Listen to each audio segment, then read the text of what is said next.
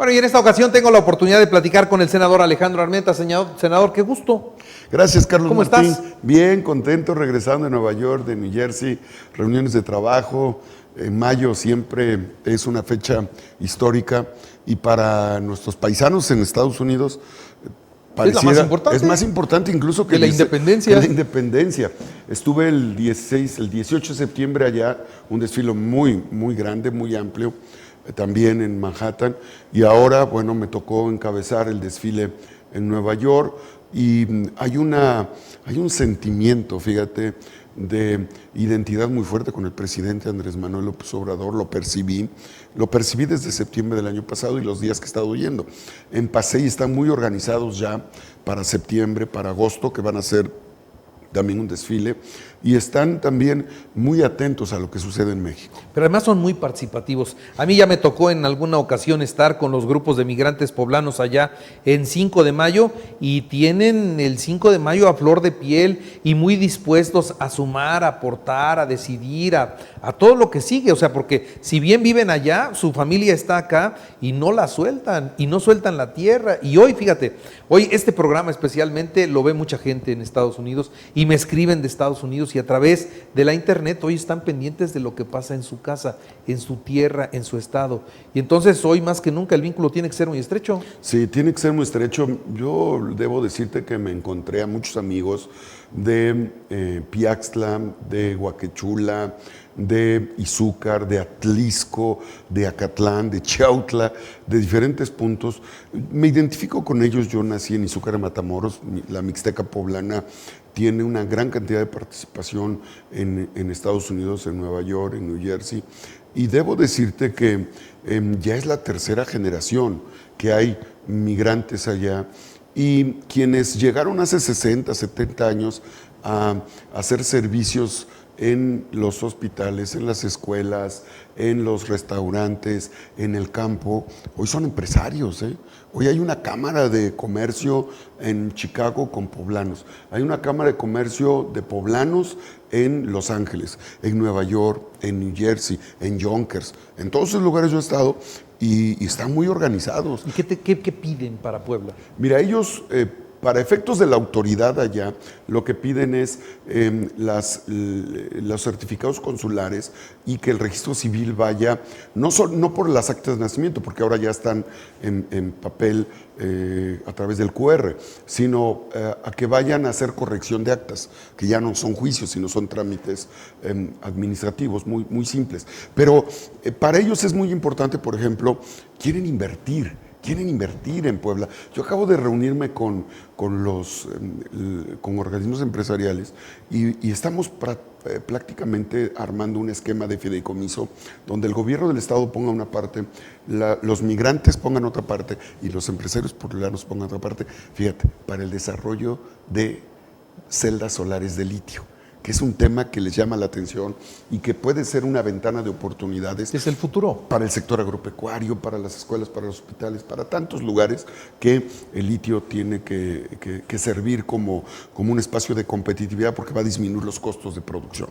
Bueno, eso con los migrantes, con las mujeres, hoy también han estado los temas a flor de piel. Hablemos de la 3 de 3. Es muy importante, esta iniciativa la aprobamos el último día de la sesión del Senado de la República, Carlos Martín, y a través de la 3 de 3, lo que aprobamos en el Senado significa que el padrón, la lista de deudores alimenticios, hoy va a ser una garantía para los niños.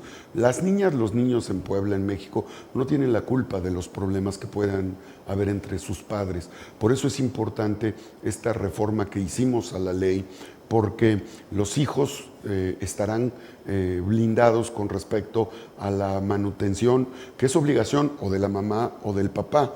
Y quien no cumpla con esta responsabilidad no podrá ejercer su derecho a ser votado, ni tampoco podrá salir del país. Es un tema importante. Y también en la 3 de 3 que aprobamos a favor de las mujeres, lo que estamos haciendo es que si alguien violenta a las mujeres, genera violencia política o violencia de género, quien ejerce violencia tampoco va a poder participar en los procesos electorales. Este es un tema central Y desde luego los jóvenes, esa es otra reforma que hicimos. Los jóvenes que cumplen 18 años, ahora con esta reforma van a poder votar y ser votados, porque los jóvenes hasta este momento, una vez que se publique la ley, los jóvenes que cumplen 18 años no podían participar en cargos de elección popular, por ejemplo, para candidatos a diputados federales. O los chicos que tienen 25 años y que ya terminaron su carrera y que están estudiando una especialidad o una maestría y que ya al tener 25 años pues ya están en la segunda carrera o en una maestría, hoy van a poder participar en cargos de elección popular y en cargos directivos en la administración central, van a poder ser secretarios de Estado. Muchos dicen, están muy chavos. Bueno, pero yo lo que digo es que los jóvenes deben de tener oportunidades. Obviamente los partidos políticos van a tener oportunidad para seleccionar. Fui presidente a los 21 años, debo decirte, y mi primera responsabilidad pública fue a los 19. Y digo, no quiero ponerme como ejemplo, pero hay muchos jóvenes que se dedican, que estudian, se preparan, que todo el tiempo estudian, aprovechan que les dan sus padres y cómo no darles oportunidad a ellos. Si ahora en el Senado estamos evitando la exclusión de las minorías, hay inclusión a los grupos de sexualidad diversa, los grupos de migrantes, los grupos indígenas, las comunidades afroamericanas, ¿por qué no darle oportunidad a los jóvenes que, por cierto, votan? Por cierto, si cometen una falta o un delito son sancionados conforme a la ley. ¿Por qué no darles derechos plenos? Eso ya lo logramos porque a los jóvenes y a las mujeres tenemos que respetarles sus derechos. Carlos Martín. Ahora tengo que preguntarte de la sesión del viernes de la semana pasada, donde aprobaron de volada muchísimas reformas y donde pues hoy ya la Corte se manifestó. ¿Qué opinas al respecto? ¿Qué es lo que sigue? Bueno, la Corte se ha manifestado por la reforma electoral, el Plan B. Sí. El Plan B, bueno, va a tener un procedimiento. En estos días yo estaré en el Senado firmando los recursos de inconformidad que el área jurídica tendrá, porque también nos podemos inconformar ante la resolución de la Corte y seguir el procedimiento correspondiente. Esta noche del viernes que me estás refiriendo, también aprobamos reformas muy importantes, por ejemplo, para los micro, pequeños y medianos empresarios, que son el 80% de las empresas que generan empleos a la población, que son las empresas familiares, ahora van a poder cotizar en la bolsa de valores, ahora van a poder participar en proyectos de inversión productiva y van a poder tener historial crediticio. Hasta este momento, antes de esta reforma, solamente las grandes empresas podían participar, Carlos Martín. Y otra de las reformas que hicimos fue la reforma a la ley minera. Nunca más una expropiación a los indígenas, a los comuneros, a los ejidatarios, que por el hecho de que en sus territorios existan yacimientos de oro, plata o yacimientos de litio, con la complicidad del gobierno en el pasado y de las empresas extranjeras, llegaban, hacían los sondeos, las exploraciones, encontraban materiales preciosos y lo que hacían era expropiar las tierras. A los dueños de la tierra les daban centavos y obtenían miles de millones de dólares por la explotación de la tierra. Se acabó esa forma de explotación minera, reducimos las concesiones que antes eran de 150 años a solo 35 años con derecho a ampliación a 25 años más, si cumplen con los protocolos de sustentabilidad y de cuidado del medio ambiente. Bueno, sobre el Plan B.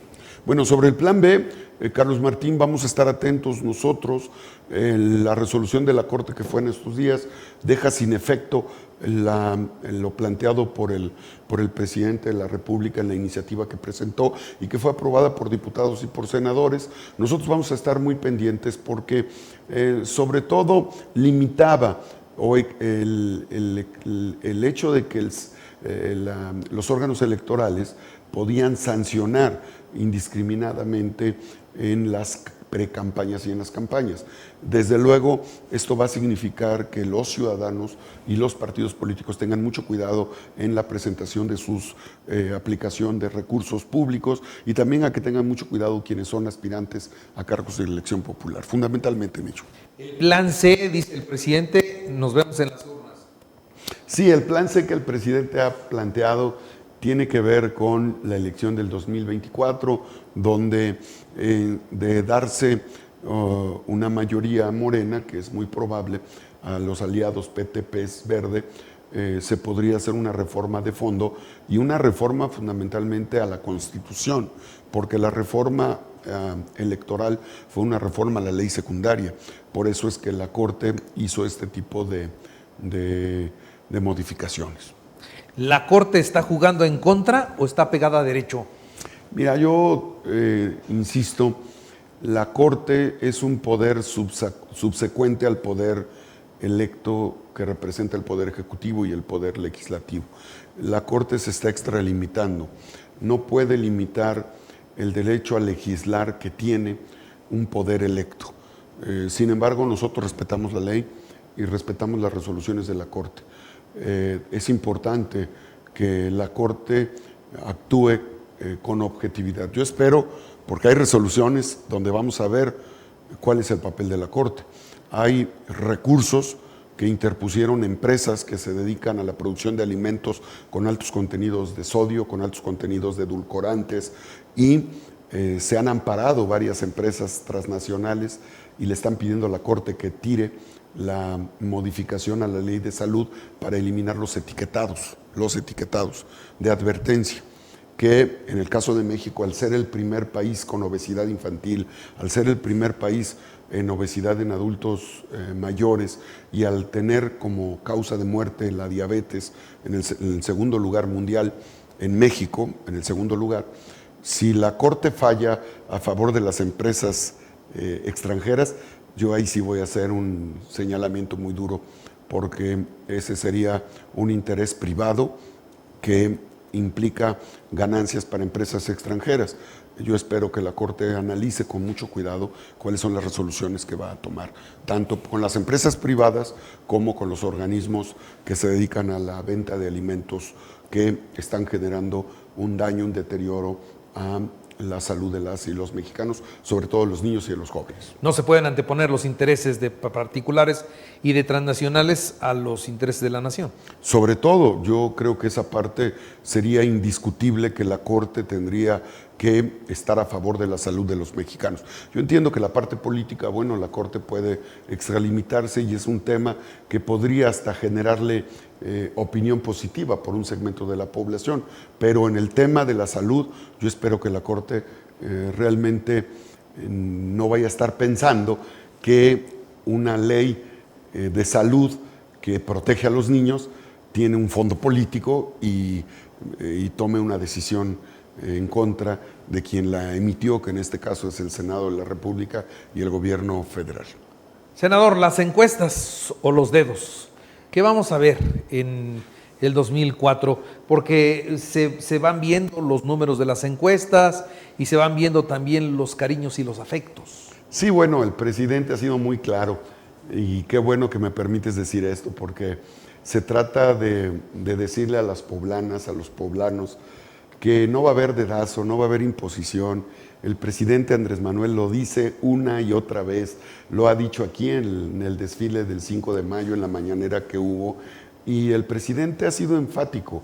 Son las y los mexicanos los que deben de decidir quién los gobierna a nivel federal, y son las y los poblanos los que deben de decidir con su voto democrático, primero interno a través de encuestas y después en una elección constitucional, quién deba de gobernar en las entidades federativas. Yo sí creo en la democracia, siempre he participado en ella y han sido los poblanos los que han decidido, y en ese sentido, cuando el presidente es muy claro respecto a que él no tiene preferidos, que él no tiene ningún tipo de preferencia, ni va a participar inclinando ni amistades ni cercanías, creo que debemos de dejar en claro que el presidente es un demócrata.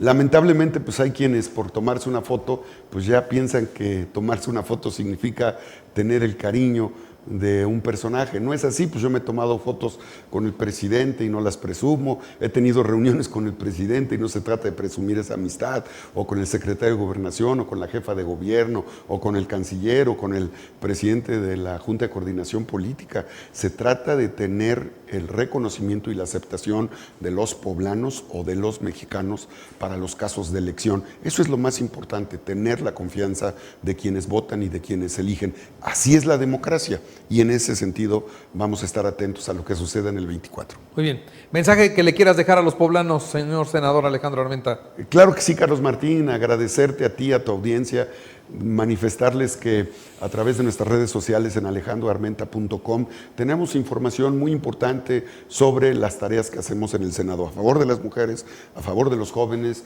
para recuperar la soberanía energética, a favor de nuestros hermanos migrantes, pero sobre todo para impulsar el desarrollo en Puebla. Muchas gracias, Carlos Martín, a ti. Muchas gracias, senador.